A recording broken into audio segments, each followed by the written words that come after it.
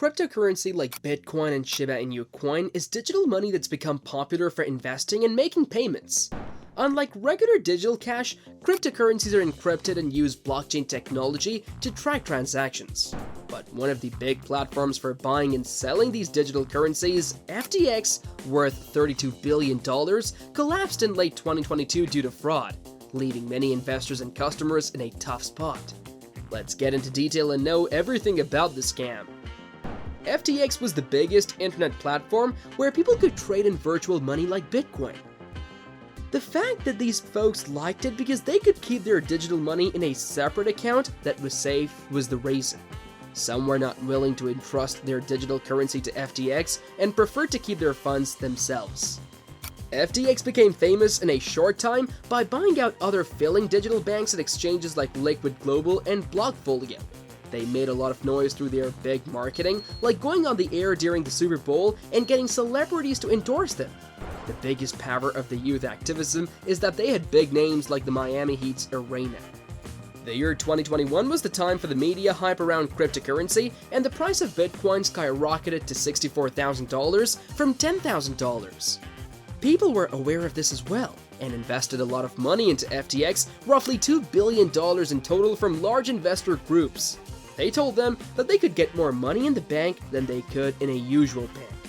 One of the ways to draw attention to the platforms is that the cryptocurrency platforms often release their own special digital coins. In such a situation, when the value of these coins increase as more people want them, the platforms reward their customers with cool stuff in order to lure even more users. FTX came up with their own FTT token that was released in May 2019. If you had FTT, you would be able to enjoy discounts and the amazing things that come with them, such as the NFT digital items. The downfall of FTX. In late 2021 and early 2022, the price of Bitcoin went down a lot from its highest point in early 2021. This caused other cryptocurrencies to drop too. Many big platforms closed except for FTX. FTX kept buying other companies, but in November 2022, things changed for FTX. CoinDesk wrote an article saying that Alameda Research, also started by Bankman-Fried, relied too much on FTX digital token called FTT. They had $5 billion in assets. FTX financial records got leaked. They showed that FTX and Alameda were too connected. FTX owed $9 billion, but only had $900 million in assets. Some entries were confusing and showed they had a negative balance of $8 billion. Alameda Research borrowed a lot of money from FTX, mostly from customer deposits. FTX and its related companies didn't provide standard financial reports, like balance sheets showing what they owned and owed. FTX's balance sheets were never checked by auditors because it was a private company. Without these checks, there was no proof of how much money they had or if they could cover what they owed, including customer money. The assets listed in FTX's balance sheets were lower than what Bankman-Fried, the founder, had said they were. Binance, another cryptocurrency exchange like FTX, agreed to buy FTX on November 8, but the deal fell apart before all the FTX problems were made public. Changpeng Zhao, Binance's CEO, had invested in FTX early on. However, Binance backed out of the deal because of concerns about how FTX handled customer money and investigations in the US. The collapse of FTX.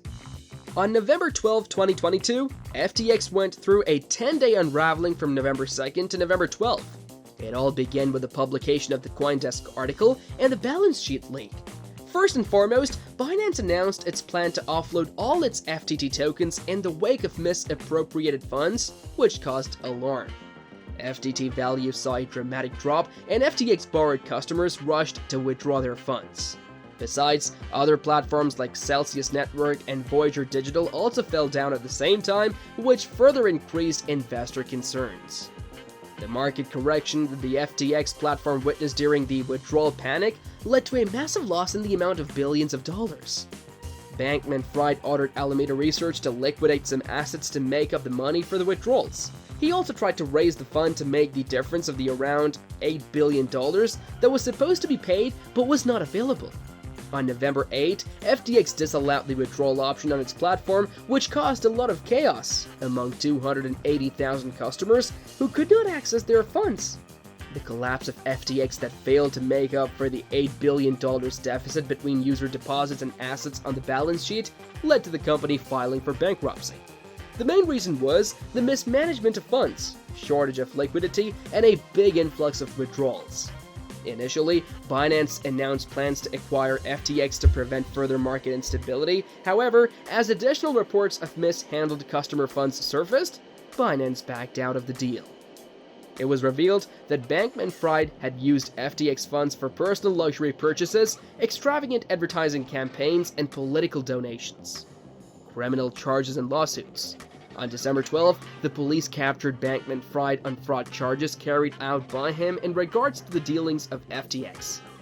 He faced the indictment of the U.S. District Court on 8 criminal charges, which included money laundering, wire fraud, campaign finance violations, and securities fraud.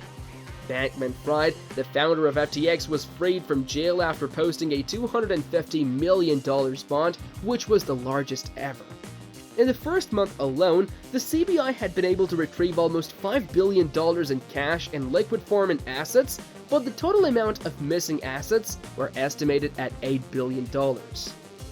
The next day after the bankruptcy on November 15, the clients of FTX challenged the platform along with its celebrities who advertised the platform in a class act lawsuit. Plaintiff in the class action lawsuit alleged that FTX made false representation and deceptive act, and stated that the company was owned and operated as a Ponzi scheme meant to misappropriate funds and transfer customers' money between different entities. Whether the case of the FTX is a one-off or a sign of a wider trend is yet to be seen. Consumer demand for cryptocurrencies experienced a considerable decline following the FTX case. Nonetheless, Bitcoin has seen a comeback in January 2023, having successfully touched $21,000 and above. In November 2022, Bitcoin hit an all-time low of $16,000 right at the time when the FTX crisis was unfolding.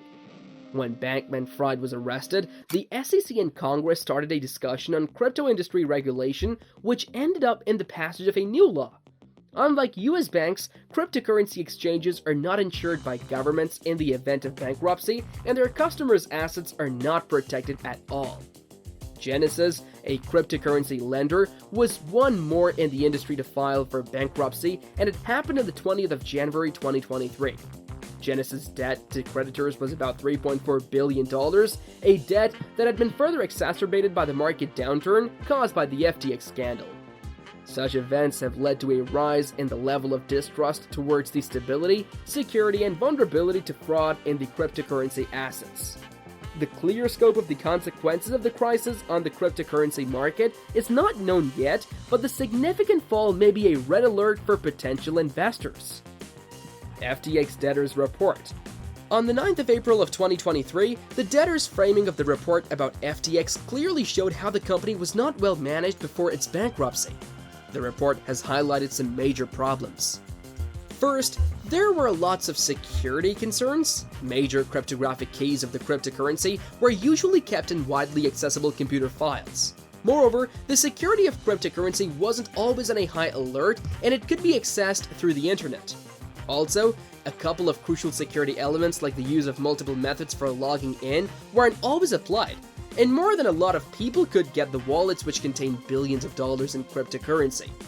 Moreover, in terms of FTX's handling of finance, things were not managed well.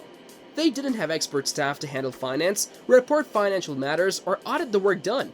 I found out that some of the money management rules I followed were too simple or simply did not exist. Moreover, there weren't any established mechanisms for transferring money between various departments, which led to money being moved from one department to another without any records for reference. On November 2, 2023, Sam Bankman-Fried was declared guilty on 7 federal charges, namely 2 counts of wire fraud conspiracy, 2 counts of wire fraud, 1 count of conspiracy to commit money laundering, 1 count of conspiracy to commit commodities fraud, and 1 count of conspiracy to commit securities fraud. The sentence is due for March 2024.